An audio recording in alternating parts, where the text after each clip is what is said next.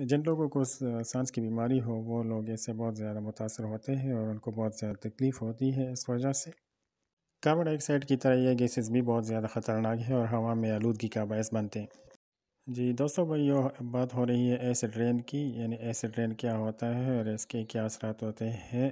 ہماری یہ ماحول، یہ جو انوائرمنٹ ہے اس پہ کیا اثرات ہے اس کے۔ تو ایسڈ رین بہت زیادہ مہلک ہے ہماری زمین کے لیے اور ہماری صحتوں کے لیے، جتنے بھی جاندار ہیں ان کی صحتوں کے لیے۔ ایسڈ رین ایک قسم کا بارش ہے جو ابر آلود ہوتا ہے، یعنی اس میں کچھ گندے گیسز شامل ہو جاتے ہیں اور اس وجہ سے اس کو ایسڈ رین کہتے ہیں، جو بہت زیادہ خطرناک ہے۔ مختلف بیماریاں بھی اس وجہ سے آتی ہیں۔ ایسڈ رین میں دو چیزیں شامل ہوتی ہیں جن کو سلفیورک اور نائٹرک ایسڈ کہتے ہیں۔ اسی طرح اس بارش میں وہ عناصر بھی موجود ہوتے ہیں جو انسانی صحت کے لیے مضر ہیں۔ ان سب چیزوں کا مجموعہ ایسڈ رین کہلاتا ہے۔ ایسڈ رین سب سے زیادہ اس کی جو بڑی وجہ ہے وہ ہے گاڑیوں اور کارخانوں سے جو دھواں اٹھتا ہے، یہ دونوں تقریباً اس کے بہت زیادہ بڑے اسباب ہیں اور اسی وجہ سے ہوا میں سلفیورک ایسڈ اور نائٹرک ایسڈ اسی وجہ سے بنتا ہے اور اسی وجہ سے پھر جو تیزابی بارش ہے وہ ہو جاتی ہے۔ بارش اللہ کی رحمت ہے اور اس رحمت کو ہیومن ایکٹیویٹی کی وجہ سے، یعنی انسانی کارکردگی کی وجہ سے یہ خراب کیا جاتا ہے اور جو ایسڈز ہیں، جو تیزاب ہے، وہ ہوا میں شامل ہو جاتے ہیں اور ہوا ہی کے ذریعے یہ پانی میں، یعنی جو پانی آبی بخارات کی شکل میں اوپر اٹھتا ہے، اسی پانی سے بارش بنتا ہے اور اسی بارش کے ساتھ سلفیورک ایسڈ اور نائٹرک ایسڈ مل کے پانی کی موجودگی، آکسیجن کی موجودگی میں مل کے یہ تیزابی بارش بنتی ہے۔ سلفر ڈائی آکسائڈ اور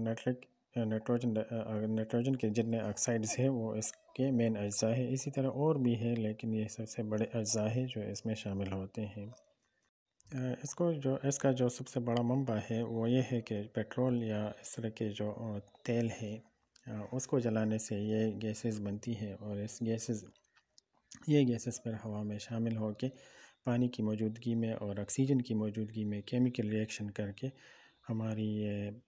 بارش کو خراب کر دیتی ہے اور تیزابی بارش بنتی ہے۔ بجلی پیدا کرنے کے وقت بھی ان گیسوں کا اخراج ہوتا ہے اور یہ بجلی چونکہ اللہ تعالیٰ کی طرف سے ایک نعمت ہے اور بہت بڑی نعمت ہے اور ہمیں اس پہ شکر گزار رہنا چاہیے، لیکن یہ ہے نا کہ جس چیز سے ہمیں تکلیف ہوتی ہے تو اس کو منیمائز بھی کرنا چاہیے تاکہ وہ کم سے کم ہو۔ اس لیے متبادل ذرائع بھی تلاش کرنے چاہیے اور متبادل ذرائع پر بھی کام کرنا چاہیے۔ جس طرح سورج کی روشنی سے بجلی پیدا ہو جاتی ہے اور اس طرح اور بھی چیزیں ہیں، تو ان چیزوں کو بھی مد نظر رکھنا چاہیے۔ یہ بات امید افزا ہے اور یہ ایک اچھی بات ہے کہ سلفر ڈائی آکسائڈ اور نائٹروجن کے جتنے بھی آکسائڈز ہیں یہ گلوبل وارمنگ کا پیش خیمہ نہیں بنتی ہے یہ گیسز، لیکن ان کے اور برے اثرات ہیں، یعنی جو ہمارا ریسپریٹری سسٹم ہے، سانس لینے کا جو سسٹم ہے، تو اس کو یہ ڈیمیج کرنے میں، یا جن کو یہ بیماری ہو، یعنی دمہ کی تکلیف ہو، اس طرح نمونیا ہو یا دوسری بیماریاں ہو سانس کی، تو اس کو متاثر کرنے میں یہ اپنا حصہ ادا کرتی ہے اور اپنا رول ادا کرتی ہے یہ گیسز، تو اس وجہ سے ان کو خطرناک میں شامل کیا جاتا ہے۔ بذات خود سلفر ڈائی آکسائڈ گرمائش میں کمی کو لاتی ہے، جتنی بھی زیادہ گرمی ہوتی ہے یہ اس کو کم کر دیتی ہے، اس لیے گلوبل وارمنگ میں یہ گیس مفید ہے، لیکن اس سے کچھ ہیلتھ ایشوز اور انوائرمنٹل ایشوز پیدا ہو جاتے ہیں جو وہ ٹھیک نہیں ہے۔ آج کل تو ہر طرف ایک غوغا ہے اور ایک شور ہے کہ گلوبل وارمنگ اور کلائمیٹ چینج ہے، تو گلوبل وارمنگ کے لیے یہ گیس اچھی ہے لیکن انسانی صحت کے لیے سلفر کے جتنے بھی آکسائڈز ہیں یا سلفر کے جتنے بھی ایسڈز ہیں وہ مضر ہیں، کیونکہ وہ انسانی صحت پر بہت زیادہ خراب اثر لے آتی ہیں۔ جی دوستو بھائیو، تو اللہ تعالیٰ سے دعا ہے کہ اللہ تعالیٰ ہم کو اس بارش کے اور جتنے بھی بارش ہیں اور جتنے بھی انسان ہیں، جتنے بھی مسلمان ہیں، اللہ تعالیٰ ان سب کو اس کے برے اثرات سے بچائے اور جس کے جتنے بھی اچھے اثرات ہیں اللہ تعالیٰ ہم سب کو نصیب فرمائے۔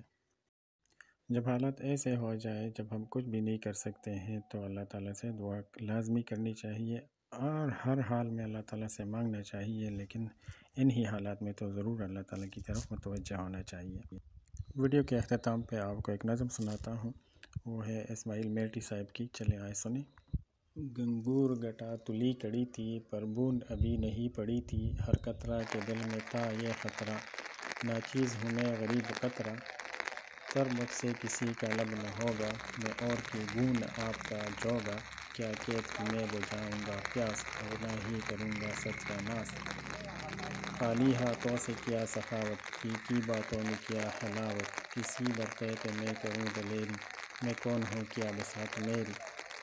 ہر قطرہ کے دل میں تھا یہی غم، سرگوشیاں ہو رہی تھی باہم، کھچڑی سی گٹا میں پک رہی تھی، کچھ کچھ بجلی چمک رہی تھی، ایک قطرہ تھا بڑا دلاور، ہمت کے محیط کا شناور، فیاض و جواد نیک نیت، بڑکی اس کی رگ حمیت، مولا للکار کر کے آؤ، میرے پیچھے قدم بڑھاؤ، کہ گزرو جو ہو سکے کچھ احسان، ڈالو مردہ زمین جان، یارو یہ ہے چرمچر کہاں تک، اپنی سی کرو بنے جہاں تک، مل کر جو کرو گے جا فشانی، میداں پہ تیر لو گے پانی، کہتا ہوں یہ سب سے برملا میں، آتے ہو تو آؤ لو چلا میں، یہ کہہ کے وہ ہو گیا روانہ، دشوار ہے جی پہ کہہ لے جانا، ہر چند کے تھا وہ بے بزاد، کی اس نے مگر بڑی شجاع، دیکھی جرأت جو اس کی دو چار نے اور پیروی کی، پھر ایک کے بعد ایک لب کا قطرہ قطرہ زمیں پہ ٹپکا، آخر قطروں کا بن گیا تھا بارش لگی ہونے موسلادھار، پانی پانی ہوا بیاباں، سیراب ہوئے چمن خیاباں، کی قحط سے پائے مال خلقت، اس میں سے ہوئی نہال خلقت، جرأت قطرہ کی کر گئی کم، باقی ہے جہاں میں آج تک نہ،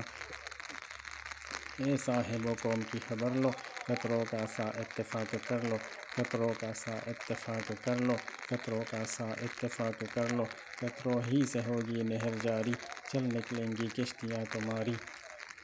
قطروں کا سا اتفاق کر لو، اے صاحب و قوموں کی خبر لو، قطروں کا سا اتفاق کر لو، قطروں ہی سے ہوگی نہر جاری، چل نکلیں گی کشتیاں تمہاری۔